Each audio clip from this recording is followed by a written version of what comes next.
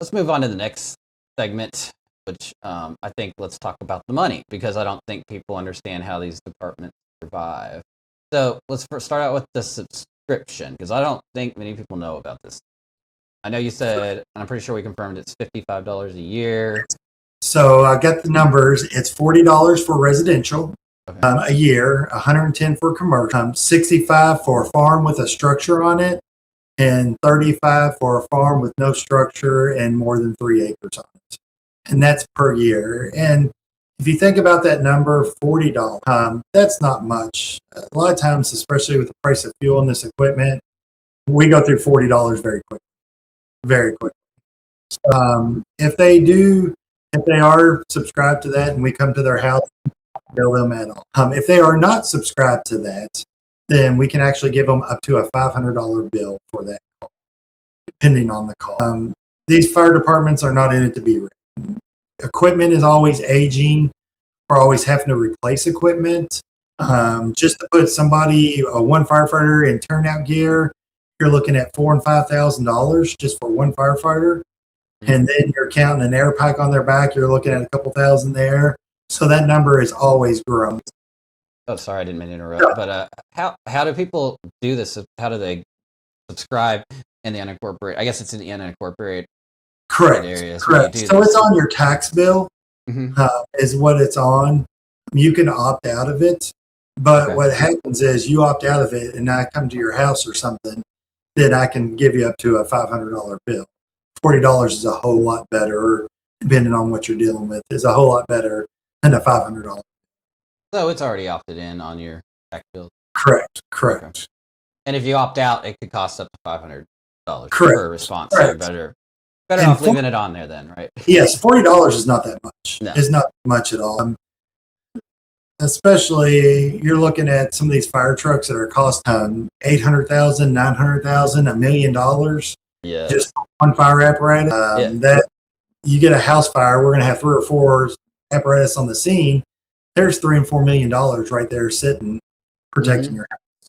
And you're like we talked, 10 subscriptions is like $400 or $500 a year. And you told me one tire for a truck costs $1,000. It's about $1,000. Yeah, so 6 tires per engine, right? Correct. So there's a lot of money that goes into the fire service because we have certain standards we have to meet. Everybody thinks, well, I can just buy a pickup truck off the road and make it a fire truck. And that's not the case. I wish it was, but not the case at all. We have to get them pump tested. We have to have them served. There's a lot that goes in to keeping these trucks on the roads safely. So, 10 people, $400, there's half of a tire.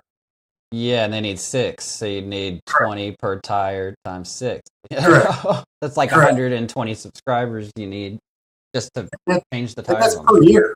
Yeah, that's per year. So engine inflation, I wanted to talk about that because you mentioned it a minute ago, but you said around $400,000. How much do they cost now?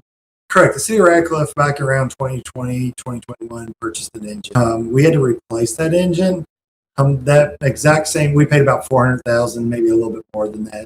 That exact same engine right now to be replaced is anywhere from $900,000 up all the way up to $1.1 million.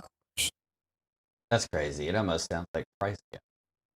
It's difficult because there's very few companies now that make fire apparatus anymore.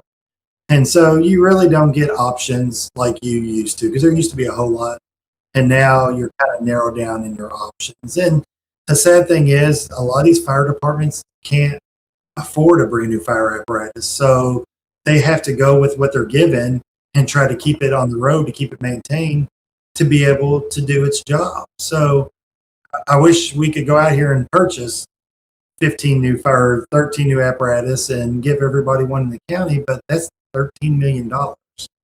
So that's a lot of money to come up with. So these fire departments take pride in what they have, and they take these other fire trucks and they keep them maintained and keep them running because they cannot afford that brand new fire apparatus.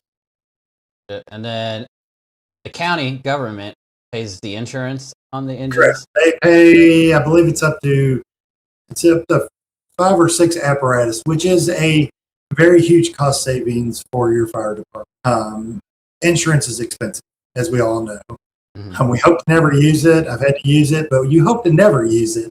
But it's one of those things that fire department, because if the county didn't pay that insurance, then they're going to have to take that money out of bill for their apparatus, buying sets of turnout gear for their personnel, instead of, we have to put that towards insurance. So I'm very appreciative and very thankful that the county does do that.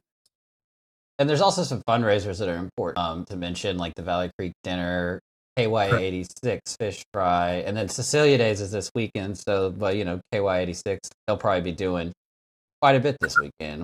Correct. Talk a little bit about that. When you go to your events, if you'll look around, most of your volunteer fire departments are out there helping out. There's all kinds of 86 or Valley Creek does a pork, a plate dinner meal, pulled pork, and it's delicious.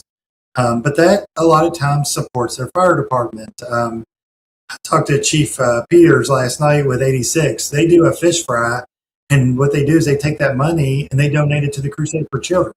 That is absolutely awesome. I think White Mills, they do a barbecue chicken thing that goes back a lot to their communities. So these guys a lot of times do events for their fire departments to help out, to compensate for the money that they need, which is absolutely awesome. That is. And also, we talked a bit already about the Crusade for Children, but just wanted to mention that again, that 100% to the kids. None of that money actually goes to the fire department. It helps Correct. people at Baptist Health Hardin NICU. And did you mention something about Rachel's Fun? Yes. Yeah. When Rachel Ritchie, awesome young lady, decided she wanted to do what's called Rachel's Fun for All playground. It's where anybody with disabilities can actually go on a playground. She worked, her and her family, both her mom and dad, super great people, and herself worked hard and got enough money to build the playground that's called Rachel's Fun for All. I believe money was contributed to that from the Crusade for Children, which is absolutely awesome because all that was paid for. There were so many organizations and people, City Vine Grove, a lot of people gave money to get that going. And there's nothing more heartwarming than driving by it and watching kids out there that get the opportunity to play on stuff that they would have never gotten the opportunity on. So she is such a phenomenal lady. It's a lot of people don't realize how much time and effort she put into it, but the Crusade for Children gladly donated to it, which helped out a lot. So we also talked about how can citizens help out, and I think you specifically said take cookies to the fire station. Correct. We're firemen. We love food. Start by. One of the things I was thinking about last night, during the wintertime, if we're out somewhere, and a lot of times these guys are freezing cold because they might be standing out on something, drop by coffee to them. Nothing like a cup of coffee in the morning on a lot of these guys when we're out on a call all night long. That means a lot to the guys. Cookies to the station, or just stop by the station and introduce yourself. We absolutely love when people stop by the fire station and introduce themselves because it allows us to get to know our community. If you see firemen out, if you see the trucks out, tell them thank you, because thank you goes a long way for us firemen. Just hearing that thank you means more to us than anything. Well, audience, make sure you say thank you to your firefighter. Maybe take them some baked goods.